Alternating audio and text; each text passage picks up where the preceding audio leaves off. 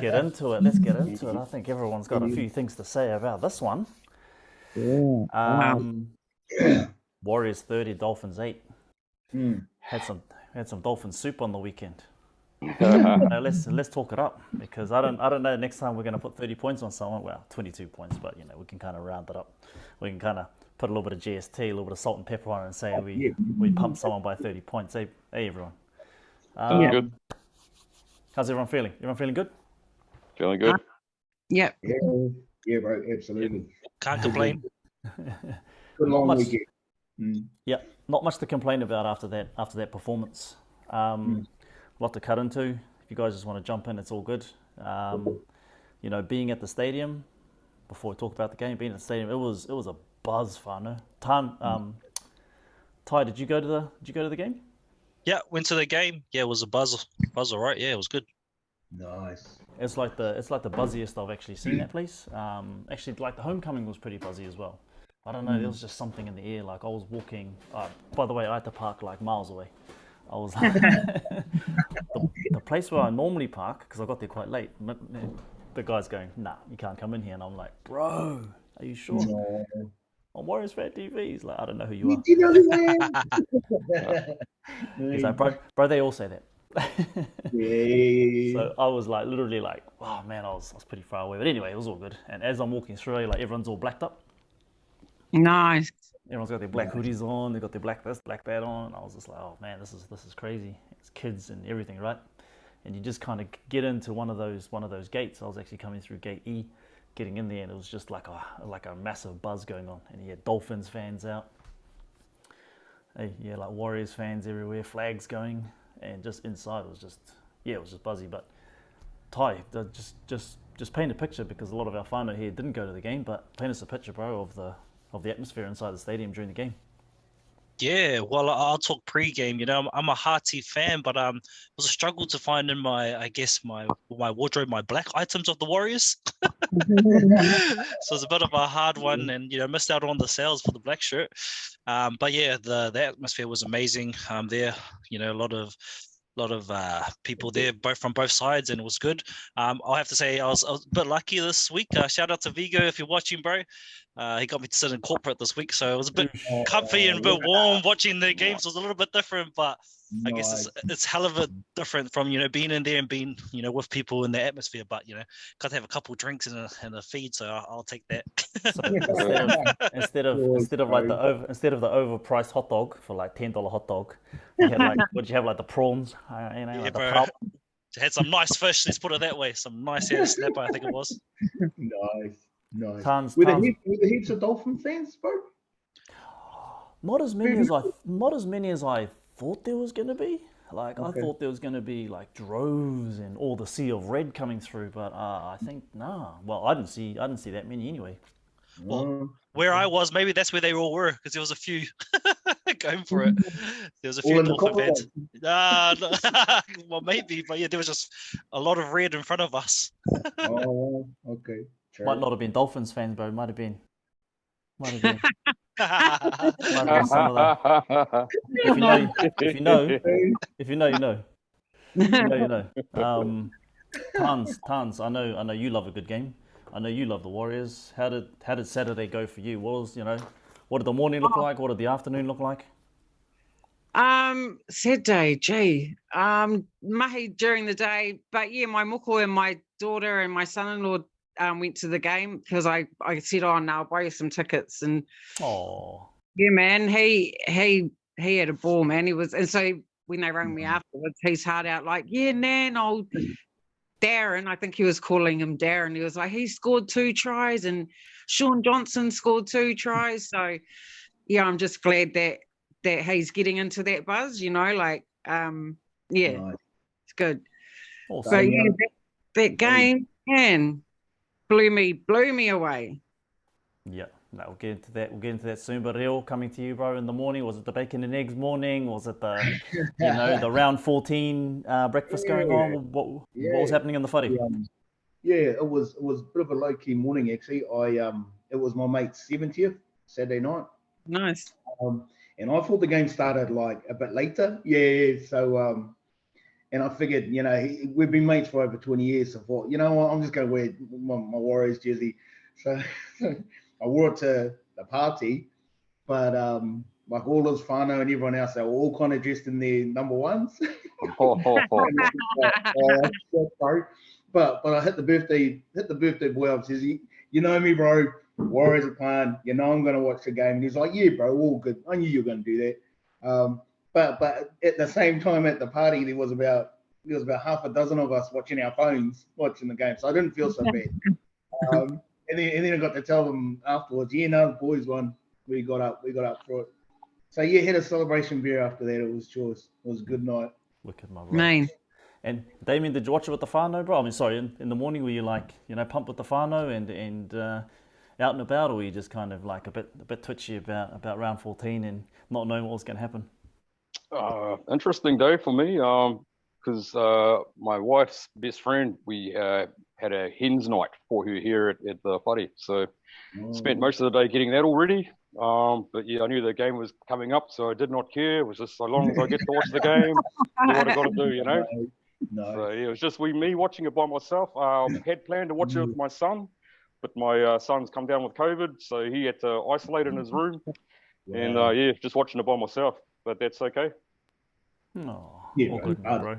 All good. Let's swing it to you, Ty. I want to come to you first, bro. Just give us your thoughts on the game overall, bro. We can get into some details after that, but from the beginning towards the middle and the end, bro. Give us your bit of a rundown on how you saw the game. Yeah, cool. In terms of the game, I thought first half was a bit interesting. I don't think I thought we played actually quite well, but the score didn't kind of reflect that. It was real close. So the first half a bit questionable for me. Obviously, the second half we turned it up and showed what we got. In terms of players, yeah, there was a few players that caught my eye in terms of what they did on the field. Obviously, Johnson. It's hard to go past what Johnson did on that day, but having Mitchell Barnett back was amazing to see. Stability in that kind of forward pack. Then also Wade Egan. I didn't notice it at the game. I actually went and watched the highlights, but I didn't notice how much around the park he was. Me too. Me too, bro. So that kind of after watching it and then being there, loved the second half. The first half was just questionable, and yeah, that's all I can say. Awesome. Coming over to you, Rio, bro. Give us your kind of like synopsis on the game, how you saw it on that day last weekend. I think I liked the whittle at the start, the pre-match. I thought it was, because the Dolphins first time here, so they're just kind of bringing them on. I did like that little touch, and I really liked the smoke and stuff when the Warriors ran out. I just thought, oh, bro, that's hype, man. They something a bit different. And you know how I feel about all that stuff, bro. We'll get into that in a second.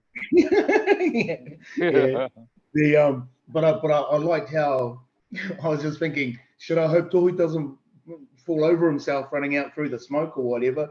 But but I thought that was pretty cool. It was a cool touch.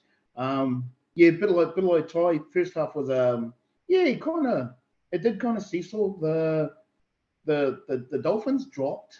They fumbled a lot, and even the post-match interview with Jesse Bromwich, it kind of cracked me up. He said, they pride themselves on discipline, and I said, yeah, whether the players were out on Origin duty, whatever, but yeah, the first half was, the Shawnee scoring when he did, and that was such a beautiful throwback kind of try. But it did get into a bit of a grind. Second half, the way the boys went up a gear and just the way those tries that they scored, bro, were just like you could just feel it. The crowd were just pumping when the boys went up a gear and they just the tries they scored, those second half tries they were tries. But we kind of lost a couple of tries as well. So did they, so could have been heaps more. Yeah, hard out. So when I was walking to the stadium, I heard the karama, and I was like, oh shit, no, not this again. So just so everyone knows, right, I'm a big fan of tikanga, right? So, te ao Māori, right, I'm all over it, okay? So don't come at me. I just feel that sometimes, often, actually a lot of times, when this kind of tikanga happens, and You know, we could look at that Napier game, you know, and I saw some videos afterwards after the game. And I'm like, oh, so they went to Tohu's Marae and they did the pōwhiri there, and then in the bus and they're singing all the songs, and then when they're at the stadium, there's like this jersey being transferred over and some hongi and more pōwhiri and taiaha and kapahaka, and I'm just going, oh, okay. I'm not blaming all that, but I'm just saying is like sometimes when that sort of stuff happens with our team, it kind of overwhelms us in some way. That's the impression I get anyway. No, anyway, yeah. Back on track.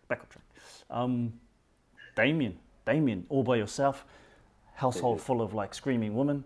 You know, how was that night for you, my bro? Beautiful night. So just going back to the entrance, I really enjoyed it. Just my own personal take. I'm not a big fan of that Savage song. I think it's well overplayed. It was awesome to hear some alien weaponry belt out when they came out. It was just massive. I think they really G'd up the crowd and get the boys going as well. But that first half, I thought the Dolphins played really well. Cody Nikarima, I think he had probably one of his best halves ever. He was on fire. The goal line defense, the Dolphins' goal line defense, that was really strong. Held up a couple of tries and whatnot. Yeah. But when that second half hit, Warriors dominated. AddinFonua-Blake, massive meters, massive tackles. DallinWatene-Zelezniak, it's a really nice touches, nice tries. Sean Johnson's running game, he was on fire. Mitch Barnett, first game back, massive game back. He was just so impressive, really added to our pack. And I thought Luke Metcalf played really well as well. Good support running, and it was good to see the kid's got some wheels, you know, good bit of X factor about him. So yeah. Yeah. No, you're totally. And I think like Ty, I didn't realize how good a game that Egan had until I watched the highlights a couple of times now. I've even watched the recap, but it was his pass. I think he skipped someone. He must have skipped Tohu for Sean's first try. You know, putting him into that space. And like you guys, you know, the first half was a bit frustrating. That kind of frustration was coming back because we started so well. 5 minutes in, our boy goes and steps through 4 players. Boom, try. Go. Oh, it's gonna be one of those games. Yeah. One of those games. And then, you know, 35 minutes later, we still haven't scored in. You know, so yeah. But obviously, coming out, coach probably told them just to stick to our guns. You know, stick to what we're good at. And man, when AddinFonua-Blake smashed, I don't even know who it was, and you saw it on the big screen, and you saw the look of Mitchie Barnett's face, bro. Bro. You saw his face, bro. Yeah. It's just like But it's that, you know, I think we've talked about this, Fonua-Blake needing a pairing, needing someone next to him. I love Bunty, right? But I think Mitchie Barnett's him, as long as he can stay fit. As long as he can stay fit, bro. I think it's him. It's funny that because I didn't listen to any of the post-match interviews. It's funny you say that Bromwich said they pride themselves on discipline. Yeah. Milford came in after like bloody Montoya passed the ball. You know, 5 minutes later he goes and cracks him. He cracks him with a shoulder. I was just like, bro, what are you up to? You know. And no doubt Wayne Bennett would have had a go at him as well. You know, because again, it's the discipline side of it. Milford just head explosion, whatever. And the dumb thing was he didn't even have to do it. You know, it's just like the past was gone, man. So whether that's something personal, he was just trying to wind him up because he was frustrated, whatever. But it cost him, you know. And it's just like, the halves, He's probably trying to lay the law down, but nah. yeah. No, bummed out, Anthony. There was a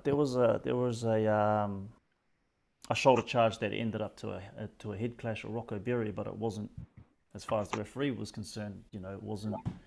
The shoulder charge didn't result in the old, from what I could see at the stadium anyway. What are you guys' thoughts? To me, I thought his shoulder connected with his face. That's what I saw. I reckon it was his shoulder and his face. From what I saw, it was a shoulder charge, but then what actually collided was the heads. So it was more of a head collision. I think if the shoulder had connected to the head, then it probably would have been a sin bin or maybe even a send-off. But because it was only a head-to-head, it was more a head injury assessment, but still penalty as well. But isn't that messed up though? Because the ref I heard him say, nah, like his shoulder, like, I just don't get it. Like, you're not allowed to go in with a shoulder charge anyway, but he's like, no, it wasn't the shoulder that connected, it was, they butted heads. And it's like, well, yeah, they butted heads because he went in with his shoulder. Yep, so absolutely. But because the impact wasn't from the shoulder itself, it was more from the head as a result of the shoulder. That's the difference, in my opinion. Yeah, I think if you watch that incident again, Jared Wallace, he knew as soon as it had happened, the way he reacted, he knew he was going to get sent, and it's just like just waiting for the ref to call it. But I mean, he rolled the dice and got away with it. But it was interesting because he banged him. The kid dropped like a sack of spuds, and he was playing all right, and it was a shame. But and again, Joshy comes on, they reshuffle their backline, and even Joshy Marata running in the backline, mate, they were just carving and making yards and stuff. So, sad for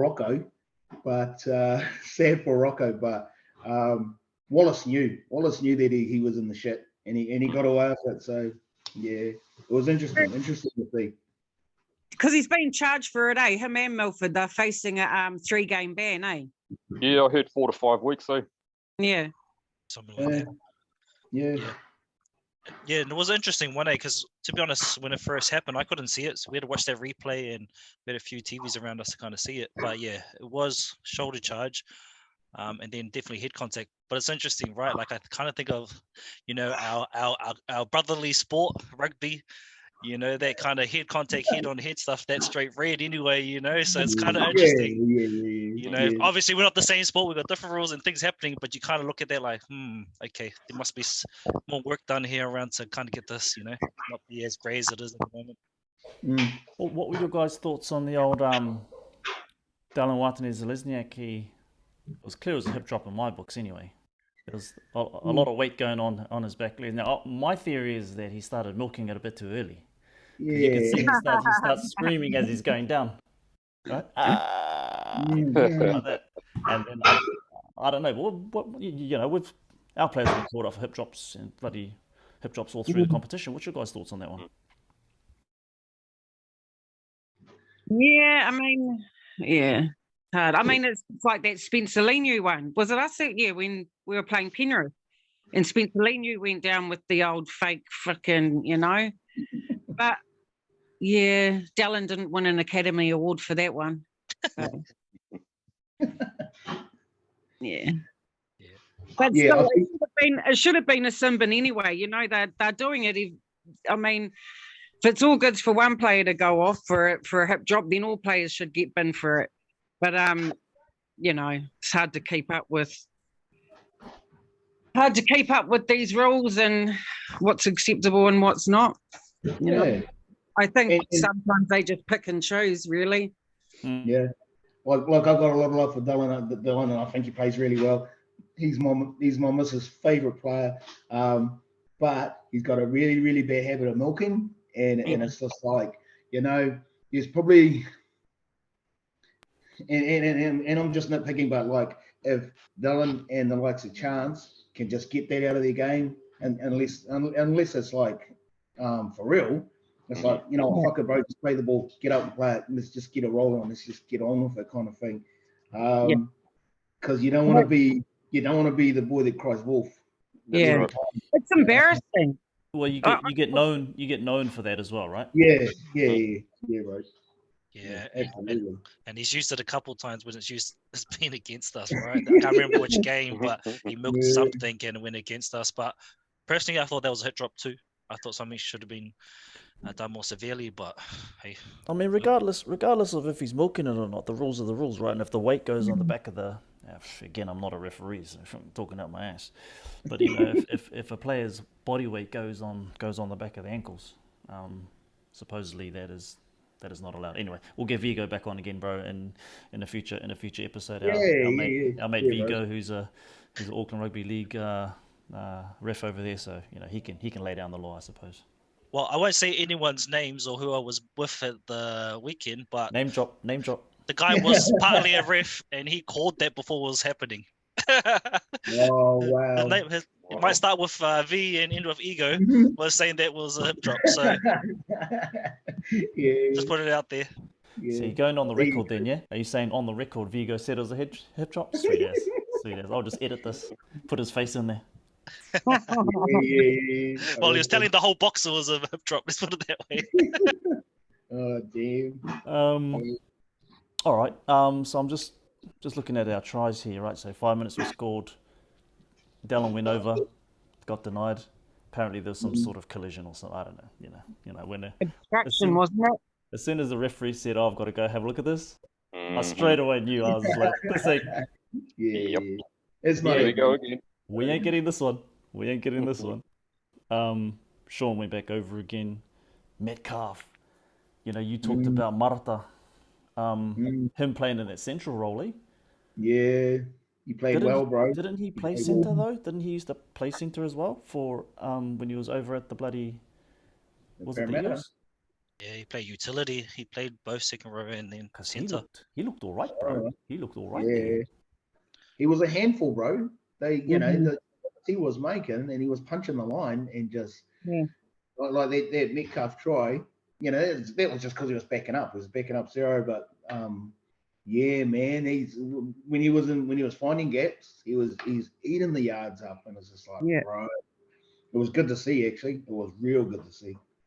Even when he got that break, I was like, shit, man, for a big fella, you can, you know, he's got some pace for a big boy because he's pretty big. You know, he had some mean pace there when he offloaded to Metcalf, wasn't it? And he went over for that try. Yeah. So is that a Webster ploy? Is that the whole Uncle Hunter holding back? You know, and are we going to see that more in the second half of the season? Like Marata and Joshy in the back line, you know, and it's just like, yeah, because I thought they actually done really well. You know, they held their own, more than held their own, and yeah, it was interesting seeing even Joshy out there. It was just like, oh, okay. Hey, and I think it was the first half when Vance, the whare, it looked like he bounced Joshy off, but Joshy kind of just hung in there and was like, it was good to see Vance out there. I was, you know, not that I was cheering for the opposition, but I just like that young fella. I like that young fella. He was a bit quiet. To be honest. Yeah. There's a bit, maybe pressure, maybe home. You know, he's home maybe. But he's a bit Big quiet. occasion for him. A lot of whānau in the crowd. I think a little bit misused. I think they're giving them ball right on the line where he's the type of boy that, you know, gets the ball early and let him do his thing. But in terms of just talking about the Curran and Niukuri situation, I saw Curran a lot more at the centre than Niukuri, which for me was interesting because I was like, usually when Curran comes on, they put him into second row and shift Niukuri out. And I know he ran there sometimes, but I thought for me, from a coaching tactic, I was like, hey, are they trying to keep him more there and say, you know, actually we need to make sure we have our centres there and Curran can just fill that spot while we're here, which is interesting. Because on the first half, there was one where we got a break and Curran had the last pass and he threw it behind. So I was like, oh, there we go. We did specialised centre on that one. But, you know, besides that, he was all right. So, yeah, that was a bit interesting watching as well. But, like, I think it worked out. I actually thought, sorry, bro, if Joshy had cut back in, he might have just made it to the try line, but that pass he gave to Dallin was like, oh, bro, that was shite. Play at the back. Yeah, right. I think because Marata was playing so strong, I think the coach was just keen to keep him where he was because the lines he was running and everything were just awesome, you know? So, yeah, bring in Joshy Curran, put him out to centre, take Rocco Berry's position. Yeah, Marata, he had a really strong first half in particular, you know? Yeah.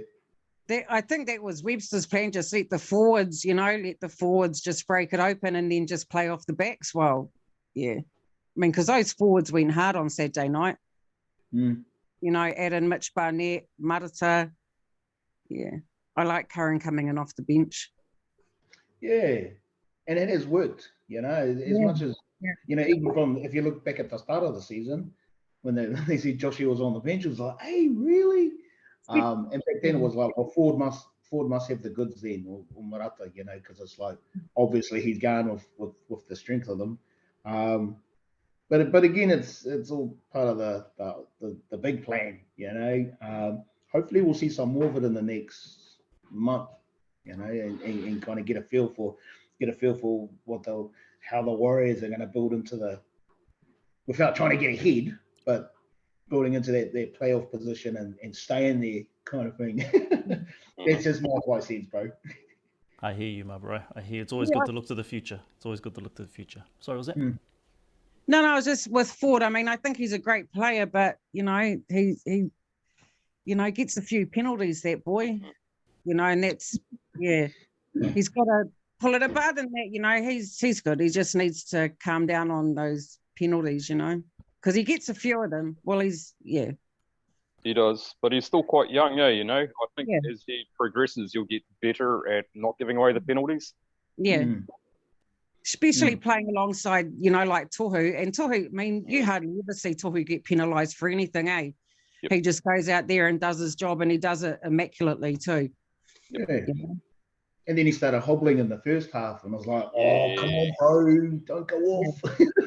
Scary when you see him hobbling, eh? Yeah. But then he just carries on. He runs off and he's back into it, and it's just like, wow, bro, you are the man, brother. Yeah. But bro, Damien, I suppose that's the vulnerability of our team, eh? We're a good team when we're all there. We're an okay team. We've got a couple out, but you take out 2 key players. But how many teams are like that, eh? I'd say quite a few. We're not the only ones. Yeah. It probably doesn't help that we've got a fair bit of salary cap going to someone that's not even there. So when we get all our salary cap available to us, we might be able to get more depth. Perhaps. I hear you, bro. I hear you. Yeah. Hey, we've got a part-time, guys. Richard Williams. I think this is a good one now. And it's probably a part-time going around a lot of people's heads. Where does Te Maire Martin fit in once fit, as the SJ and Metcalf combo is working nicely? I don't know if it's working nicely. It's working okay in the last game. But I think Te Maire Martin, for me anyway, is way above Metcalf. I'd agree with that. I agree too. I actually got big reps on Metcalf. I actually think, to what Damien said before, I think he's got a mean X factor. You can see that he's got something to give, and if you watch previous games, but there's something with SJ and Te Maire Martin's combo. I don't think he can beat it at the moment, and it showed when Metcalf. If you watch some of the second half, when they went to their left side, they looked a bit puzzled with what to do. You'll see one where Tohu and AddinFonua almost ran into each other, and they were looking at Metcalf like, what do we do? So I don't think they've got the chemistry right yet. Doesn't mean that they can't get it right. I just think Te Maire Martin, when he's there, it looks a lot different. So I'll go with him over Metcalf for now. But Metcalf's only young, so hopefully he grows into it. And I think a lot of it too is, you got to take into consideration that, Tohu, SJ, Te Maire Martin, a few of them have played international games together as well. So I think that makes a difference too, because they know each other's play. And Te Maire's been around for, a while before he got his bleed on his brain. But Metcalf, I think he'll be awesome once he, I can't see him starting when Te Maire is, good to go. And the next question is then where does Volk play? Yeah, that's a hard one, bro. That's a hard one. He may just have to stick it out in the the New South Wales Cup. Sucks because the kid's quality. But and the risk with that is that other clubs will just come in and snatch him up, kind of thing. Like personally, bro, I figured I actually thought it was going to be before this time of the season. And I was backing Te Maire and Metcalf to be our halves leading into the rest of the season. So that whole like Shawnee, the way he's playing, there's no way he's missing out. He's a starter. I think the only thing that'll hold him back is injury. Like in that second half, especially after he scored that second try, then his confidence was he was right up there. He was just taking them on. And his tackles, he was just nailing guys. And it's just like, you want Shawnee playing like that every game. I was about to say, it was just like, I didn't realize how many tackles he put in until I watched the replay. When you're in the stadium, you see tackles, but like until I watched the replay, I was like, holy hell, this guy's in a whole lot of stuff. Yeah. Him and Mitchie Barnett were in together, right? Yeah, and he's chasing his kicks and he's making sure his guys are there, but he's nailing guys as well, you know. And you know, to be fair, his defense, I reckon this year definitely his defense has picked up. Whether that's because it's home, he's home, got the missus and the kids around him, whatever, with his mates, with the whānau, you know, it's like he's just happy, man, you know. So yeah, Shawnee's a definite starter the way he's playing. Yeah, I'd see Tamati straight back in, and then we'll see what happens with Metcalf. But I did like what I saw of Metcalf, the way he played in the weekend. And just to add on, I think, you know, the best mentor that Metcalf can have is Shaun Johnson. I think last week's game is, I think Metcalf didn't get the balance right of like when to feed and when to run. And kind of, I thought he ran too much when he should have passed, and when he should have passed, when he should have run. Where, you know, Shaun Johnson showed this week, you know, when to run and when to pass, you know. So I think he's got the best mentor there. And I think, like you do, I think over time, I think it might be Metcalf and Te Maire Martin, or Metcalf and Volkman kind of combination going forward. So I think just good that we have a couple of decent halves, and hopefully they stay around to kind of build something. Yeah, absolutely. And he hasn't been around for long, so he probably doesn't know, you know, much about reading the play, you know. And yeah, but yeah, SJ, man, far out. See, and I think with him being out, like not playing to, you know, like he used to when he was younger, I think a lot of when they're defending SJ, they don't think he's going to run now. Because he just doesn't do it anymore. So when he does, it catches them all off guard. Yep. I just like now, like, you know, and so that's a beautiful thing, because they just, you know, no one's aware of what they're going to do. I agree with that. I think also defenders are looking who's on the left and right shoulders of SJ, right? You got Tohu, you got fucking AFB there, and you got someone else on the inside. And when he scored that first try, yeah, someone got a touch to him. But actually the second try, I don't think anyone got really hands on him until he put the ball down. Yeah. And there wasn't even a half a gap, you know. It was just like he just stepped back inside, and like there was the smallest of margins, and he just backed himself, you know. It was just like, holy. And then they all kind of swarmed him, but by that stage it's too late. And it's like, man, that's a Shaun Johnson, an old man, and he just goes for it. And he was actually probing prior to him scoring. He was taking the line on at different times. You know, he got smashed a couple of times, but he was still trying it, you know. So he was like watching the replay, it was just like, no, Shawnee's in that headspace. He's just having a good time. And you know, that second try, that was all him. You know, it's just like, bro, it was beautiful to watch, bro. Yeah. There's a little bit of heart and mouth stuff, because I remember that game where he stepped through and got through Manly and did his ankle. Yeah. That second Dolphins try, I was like, please don't land on him, please. Yeah. True that. So, you know, because I was saying Te Maire Martin's due back, you know, in round 15, and that's only 2 weeks away. That's next week. Next week. Oh, next week. That's this Friday. So does that mean, like, because he ain't going to be back next week? No. I mean, I can't see him starting. So does that mean round 15 he starts training again? Like he can come back in and he starts running, you know, like training with the boys on field? Or because that doesn't, what did he break? His fibula, eh? Oh, don't know. Yeah, I'm like, nah, man, that's just too soon. So I was just wondering, does round 15 mean that he's back training and running, or yeah? Well, let's put it this way: if Webby comes out tomorrow, because Webby's quite cautious with all the players, if he comes out tomorrow and says he's not playing for the rest of the season, we're going to rest him, look at his mechanics, get him back into a rehabilitation plan, get him 110% fit, because that seems to be the thing that he does, right? It's just like, I'm not rushing anybody back in. Would we be upset if that was the case, that Te Maire Martin wouldn't be coming back for the whole season? I'd be surprised. I think that he'll come back, but when he's ready, and I think they'll probably put him in New South Wales Cup for a few games first as well. But yeah, I'd be surprised if he's out for the season. I'd be surprised as well. I'm just kind of throwing the question out there. Would it be a big disaster for us? Would we all be very upset if he didn't come back? We've got plenty of depth there at the moment, but yeah, I still think Te Maire Martin will be the first choice 5'8" when healthy. I think around the 20, you know, around 20, maybe he'll, or maybe a little, maybe 18, 20, especially getting into that back end of the season. Maybe they'll, hopefully, if he's all goods, they might run him then, but just keep him out for a few more weeks until, he's, till he's all good. I think just because we've got depth, I'm not, too afraid. That we've actually got some few people that can kind of fill their role at the moment. But yeah, you are right. It is the fibula that he broke. That's why fractured. That's why he's out. We've got a pretty mean question come through on the Warriors Fan TV page, and anyone can jump in first if they wanna answer this one.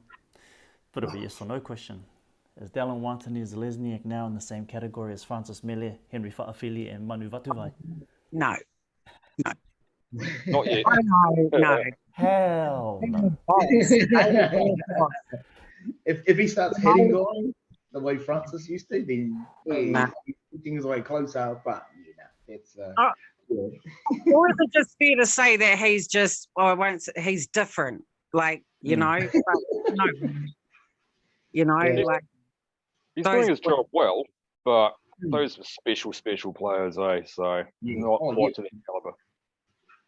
And they didn't act either. They didn't sign up to the Academy Awards.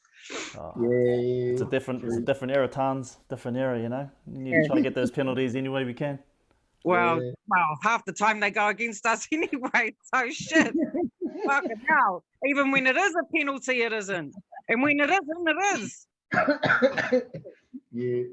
Yeah. Nah.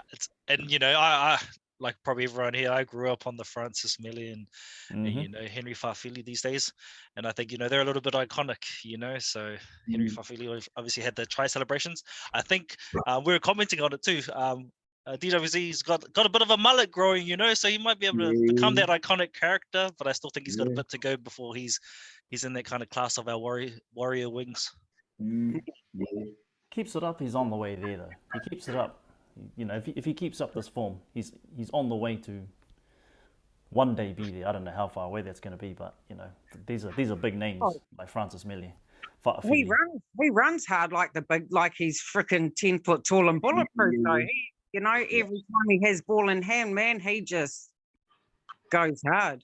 And I love it. I love that about him. That because he's not the biggest player on the field. He's not the biggest winger either out there, but man, when he's got the ball in hand, he's just like a train, He'll just go hard. Yeah, and I mean, even that's an interesting point because back in the day when it was like Manu on one wing, I can't remember who the other winger was, but it was always our two wingers that would take those two kind of settlers, those two hit-ups, and that style of play has followed through since then. Dallin's one of the smaller wingers, but he's just fucking hard, bro. The way he hits that line, he knows he's going to get smashed, but he's still punching it. He's just, he gets folded, but even his the speed of his play of the ball, so he knows exactly what he's doing. He's punching the line, and he's getting that quick play on, and it just flows, So, and I think it was last year, Dallin put a hit on. He was playing for the Doggies. And it was, and that's just what I want to kind of see him do for us. Line up opposition and cut him in half kind of thing. Still waiting, but I reckon he'll get there. He'll eventually get there, but he's, I got a lot of love for the brother, especially on this. I've always liked him, like I think he's a good winger when he's got room to move. He's he's awesome, but he is easy to take down, but I mean, but when he's got room, he's good. He is, as far as I'm concerned, our best winger. With all due respect, he is our best winger. Agree. Yeah. His finishing is really on point, so he's looking like he's going to go out of bounds or whatever. He's putting that ball down, scoring tries. He's got twinkle toes, eh? Man, not very often you see him like. Last week he did. But he's good. Flip it over. Got another question here. This is actually a question for any of the Dolphins fans out there. He says, "Do you think the Bromwich brothers aren't playing to their potential under Bennett as they were for Craig Bellamy, because Craig Bellamy's style of play suited them more? Can't really answer that one, but if any of you guys can.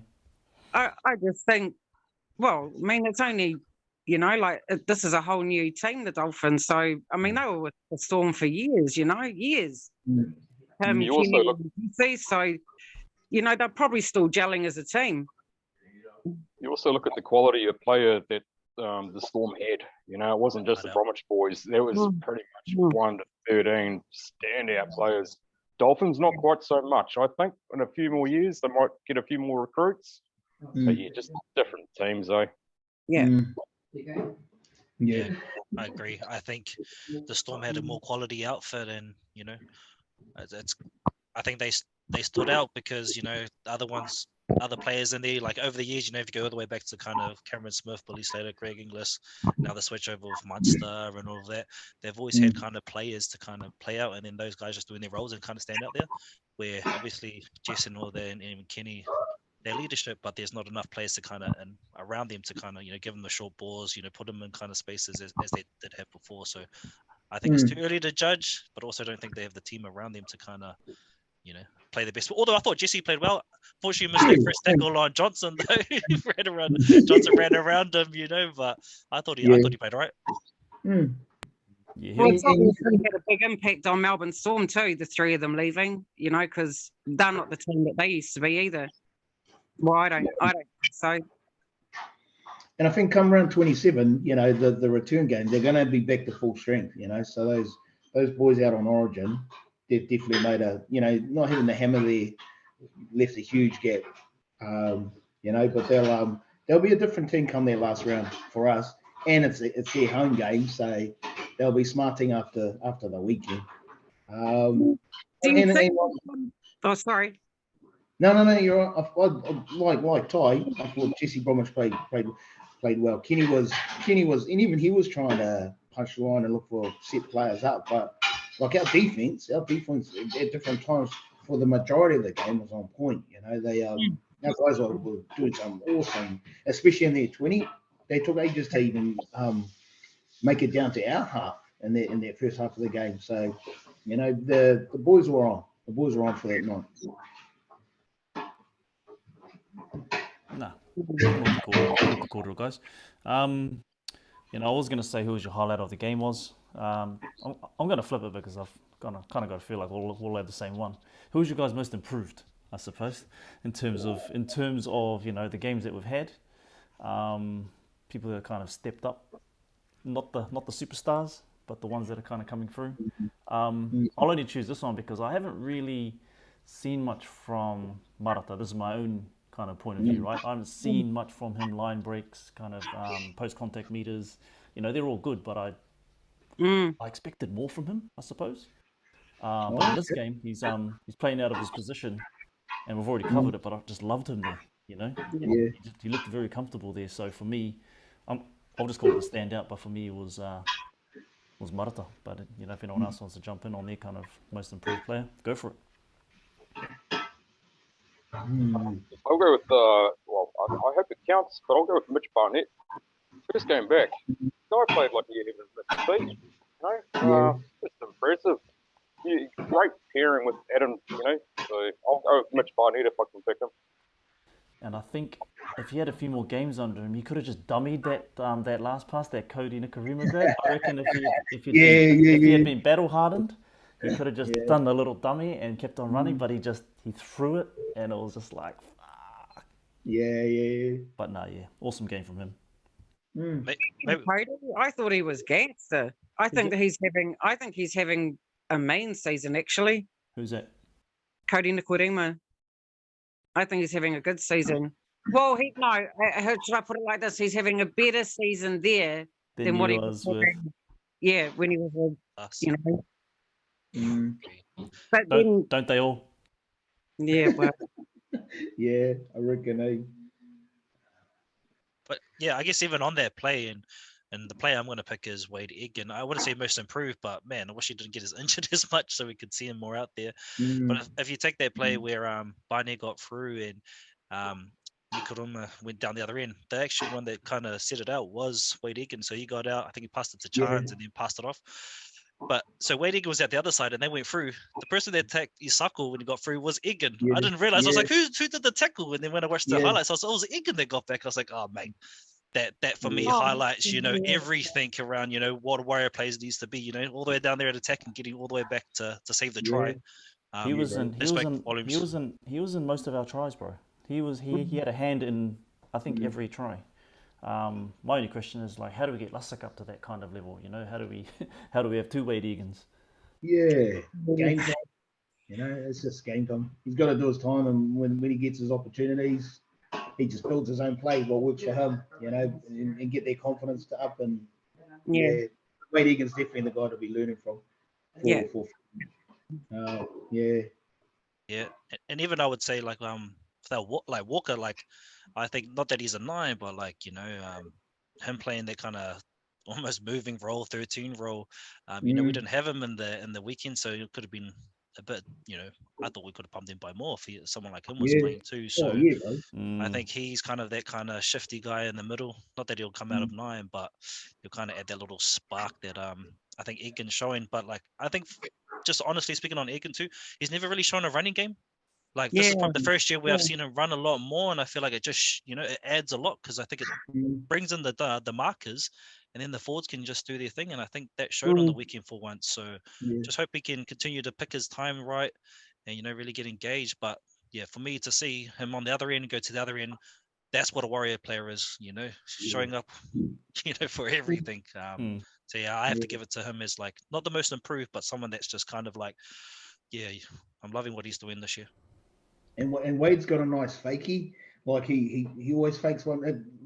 Sorry, not that it's always, but he's quick on the faking one way and pulling it back the other way, and it's just like, bro, that's all you want out of your quality hookers, breaks. That they can, like you're saying, bro, that they can dart out. Wouldn't mind seeing him kick a bit more if he's got a kicking game. That's a good point. I wonder if he has. So handy when your hooker can kick, eh? So handy. Oh yeah, heck yeah. Just to take the pressure off, eh? Just to take the pressure off. No doubt. What about Metcalf? He kicks, doesn't he? Surely. I saw him kick a bit in their Napier game, eh? So I think he does have a bit of a boot on him, but I think with Sean Johnson just being so dominant in the weekend, probably didn't need to. Yeah. But it's good having those options, having 2 or 3 options having 2 options outside of Sean, so that it's not just always him, because then it's readable, it's like they know what's coming kind of thing. Look at all the other teams. Most of the other teams have got 2 kickers. You got Jerome Hughes and Munster.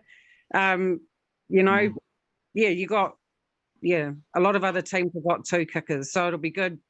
Yeah, it'll be good if Metcalf can get a kicking game. Hold on.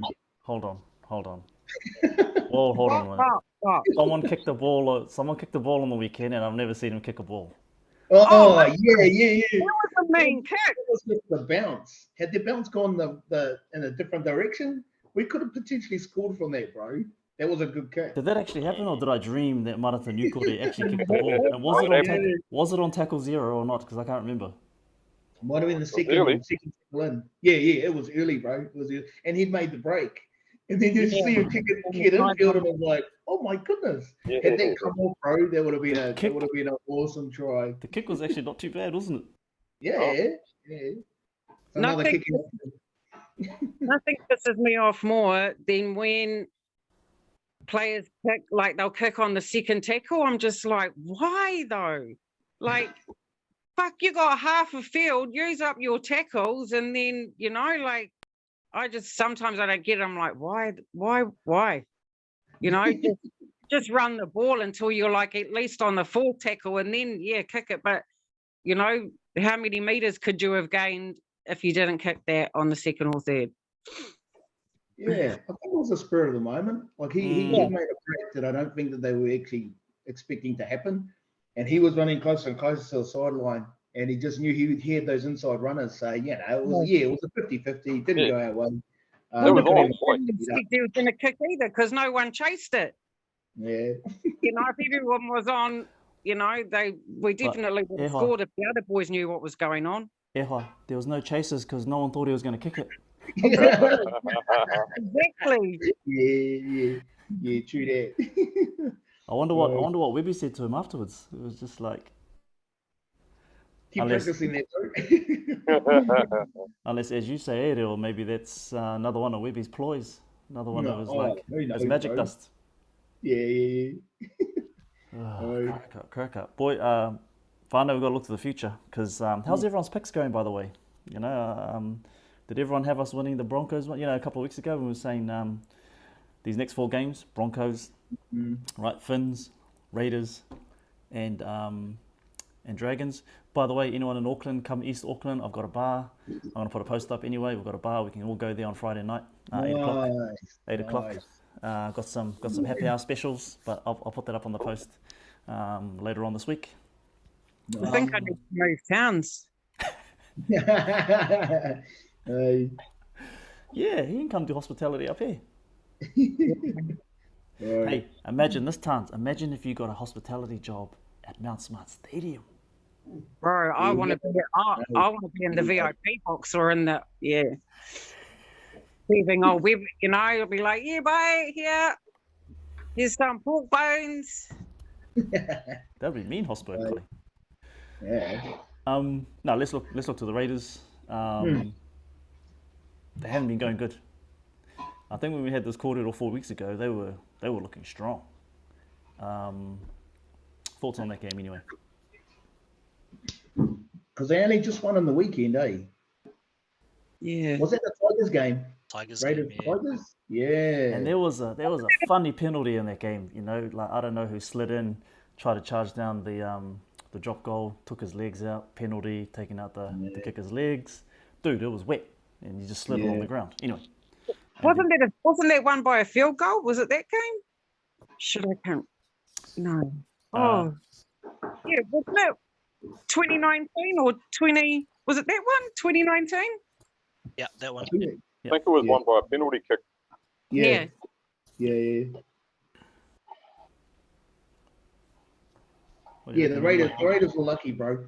I felt for the Tigers. I thought that, you know, they'd done enough to kind of get themselves back into their game. And it was like, oh, mate, this would be a really good upset as well for their season. But it just didn't pan out that way, kind of thing. The Raiders. I think, you know, like I'm like I said when we talked about it last time, I was like, oh no, I think if our bogey team will be the Raiders, you know, in these games, then I don't know, especially with Jack Whiten and Papali not playing in Origin as well, so we've got them there. But I don't know. After this weekend's game, I reckon we could snatch a big win. To be honest, against them and against the Dragons, I reckon we can put some big points on. I think the Raiders are actually going to lift a few gears. Keeping in mind, Jared Croker's 300th game. Oh, that's right. Yeah. Massive occasion. So, yeah, I think the Raiders might. Either way, I'm happy.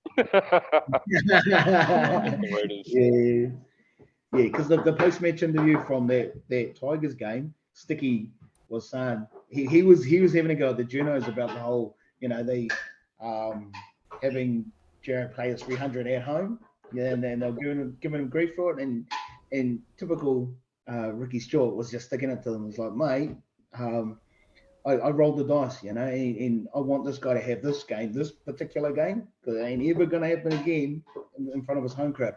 Why should our home crowd go all the way to the opposition playing field, stadium, whatever, when they can have that occasion at home, you know, in front of his family and all the rest of it? It's like, no, good on you, bro. I thought Ricky Stewart made the right call, but it did almost cost him. Yeah. I think with the predictions, I think I had us winning all 4. So we've lost 1-1-1. Yeah, like everyone's saying, Canberra, they haven't been going too well. I think it's been up and down, a bit of a roller coaster ride for them this year. But usually, again, it's usually when we verse teams that are, not on our radar, the teams that end up kind of pipping us. So I'm confident the boys can do it. But, again, I'm just saying that with trauma of past years, speaking to me. But I think it'll be a goodie, though. I think it'll be a good game.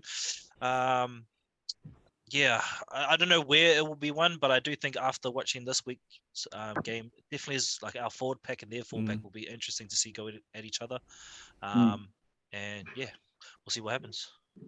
Yeah, I think for me, like Ty, I called we'd win these last 4 games. We dropped the Broncos one, but going from Saturday night's game, the form they went in, the form that they actually showed, they're going to take that to Canberra, and regardless of Croker's 300th game, I think the boys are going to.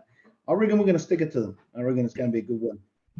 Well, but the thing is with the Raiders, they always kind of slip in the second half, like we used to. We used to do that. Come out in the second half, and we just played like mud. But the last few games we've watched, you see that the boys are coming out and just really making it count in the second half. So I think that's when we'll pull out the big guns, will be in the second half of the Raiders game. Because the Raiders tend to really lose it. Just like the Titans. Yeah, I got a mate who's a Titans fan. He's not happy right now. He's not happy.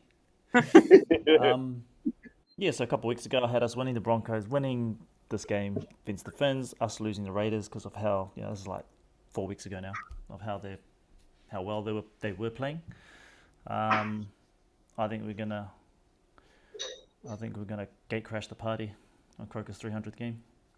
I really do. I think, and exactly what Tanya said, we step up another gear in the second half. Yeah. We stay in the fight in the second half. We don't drop our heads in the second half. And we're going to crash that party. So speaking of trauma, Tyrone, I think Ricky Stewart will have trauma about the game last year when old RTS tackled. Was it last year when he took out the year before, when he took out Jordan Rapana? When Rapana went in for that try right in the corner, and RTS saving tackle. Yeah. Beautiful tackle. Yeah, heck yeah. That was all class. So the trauma goes both ways, eh? Yeah. It's not just us. Well, it's going to be funny who's the ref's going to be biased this week, because it looks like Sticky complains about the refs and us as fans complain about the refs, so we might not have no refs Canberra this week. It might be just us playing each other and go from there. But I do think Canberra are really streaky. So when they catch this little fire, I've been watching a few of their games, they just go on this thing where they just they look like number 1 team. So they're really streaky, and then they look like number 16 team. So it's that little streak. Someone breaks, and then the ball just looks like it's flowing and everything. And then that's how they were. That's how they were a couple of weeks ago, bro. Like this season's been crazy. This season, like Tanza said before, it's really hard to predict the games. But hey, look, I think Jack Whiten, I think his game will lift this weekend, knowing that he's going up against SJ. Well, sort of. Yeah. He hasn't been playing, like to the best of his ability either. But I think knowing that, going up against SJ in the halves, I think he'll lift his game hard. Well, he has to. Otherwise, they'll get walked over. Who's the big winger for Canberra? The Corey Horsburgh. Horsburgh, yeah. Yeah, I mean he's a ginger anyway, so he's going to be fine. Yeah, angry Red, every team needs him. Yeah. He's and he plays that way. He plays with passion, So we shut him down, I reckon. But I reckon our forwards are up for it too. The way our forward back is. Yeah, absolutely, bro. But I reckon we're gonna we'll get the dub, bro. All right. Well, you'll get the dub. I'll come to you first, Rio. I'll keep you last, Damien. I'll keep you last because I know. So for those that don't know, Damien loves both teams that are playing on Friday. Rio, I'm going to come to you first, bro. So we're going to get the dub. What's the score going to be? Oh, I reckon it'll be like the Dolphins game. I reckon we'll get up. We'll get into a roll. It'll be a bit of an arm wrestle, but like Tarns was saying, second half, the boys are going to click into gear. Yep. 32-18 maybe. Okay. Yeah, okay. Oh, actually, I'll go 36-18, bro. All right. Tarns? Oh, I don't know. I reckon, yeah, maybe 30-24 to the Warriors, or maybe 28-24. It's going to be a tight one anyway. All she's saying is going to be a tight one. Yeah. There'll be one try in it anyway. Or Oh, really? Okay. Ty? I think I'm struggling a little bit because of the occasion, but I actually think because of the occasion, they're going to be too emotional. I'm going to go for 40-10 Warriors. I want to see them pump them. Yeah. Okay. Yeah. Kia ora, bro. Damien, I'll leave you last, bro, because I'm on the same wave as the bro here, Ty. I don't think it's going to be 10 though. I think it's going to be 22, like 48 to us. shit, that'll be the most points we've ever scored, wouldn't it? Because like 10, I think they got a lot more than 10 in them. But when we get our shit flying, bro, when we get those passes going, bro, we'll fucking run all over them. Yeah, absolutely. Says the guy who hasn't got many things right this season.